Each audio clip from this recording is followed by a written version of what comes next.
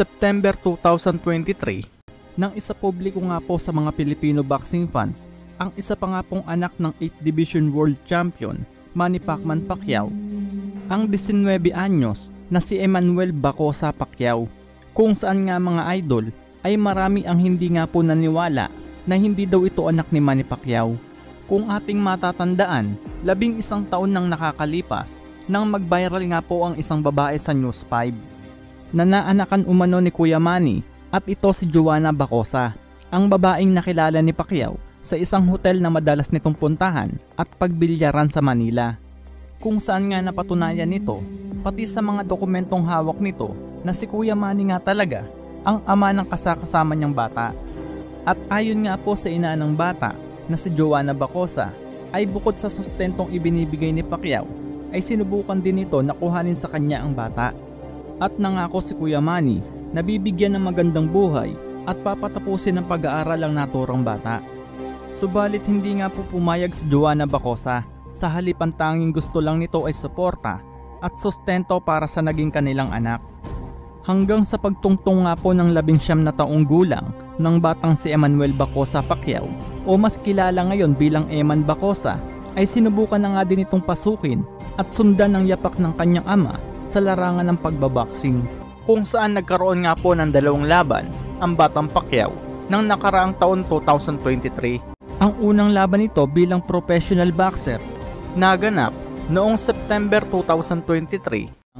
Nakaharap nito ang isa pa nating kababayan at kapwa baguhan na si Jomel Kudjamat, na may tangkad na 5'7" at isang southpaw fighter, habang itong si Eman Bacosa ay may taas na 5'10" at orthodox fighter.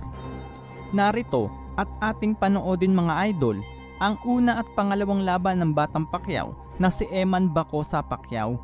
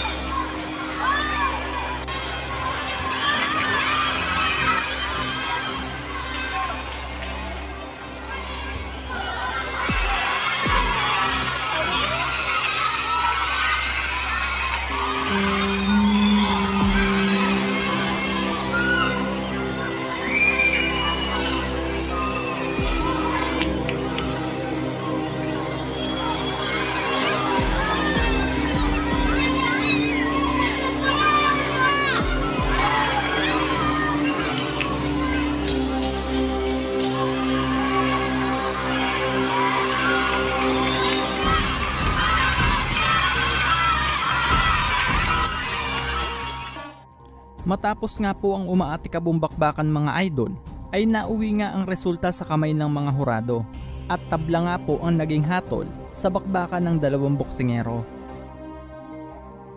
Ang ikalawang laban nga po nito, December 12, 2023, kung saan nakaharap nito ang kapwa Pinoy boxer na si Noel Pangantaw.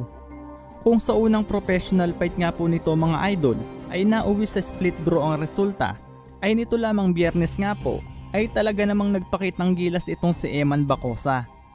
Kung saan nga po winasak niya ang kalaban via first round technical knockout. Dahil sa pagiging agresibong atake po kasi ni Pangantaw ay naka-score ng counter uppercut si Bacosa.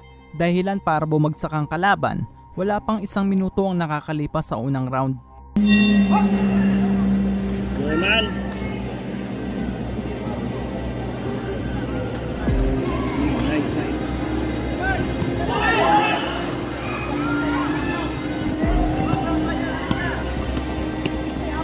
Nice one, Eman.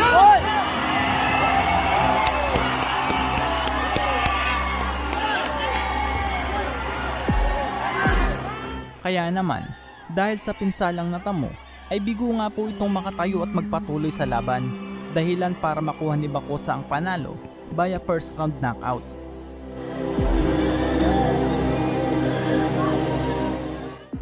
At ang ikatlo at latest fight nga po ni Eman Bacosa Pacquiao mga idol ay nito lamang February 9, 2024 sa latest blow by blow boxing event na ginanap sa City of Pasig Arena, kung saan nakaharap nga po nito ang kapwa Pinoy na boksingero na si Jobenson Taguig.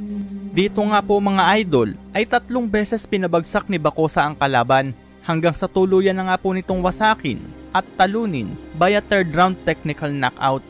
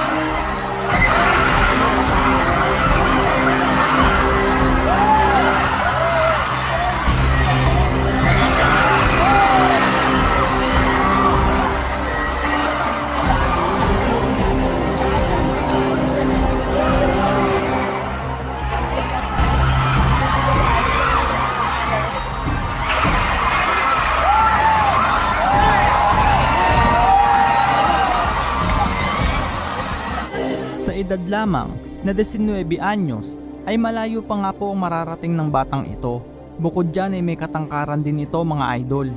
Marami nga po ang nagsasabi na malaki ang potensyal ng batang ito, lalo pat may galaw at marunong ding magbato ng sunod-sunod na kombinasyon. Kaya naman ating abangan mga idol ang mga susunod pa nitong laban sa professional boxing. Maraming salamat po mga idol sa inyong suporta. At kung nagustuhan nyo ang video natin ngayon, huwag mo sanang kalimutan mag-like, subscribe at pag-hit ng bell button para updated kayo sa susunod pa nating video. Maraming salamat po at God bless.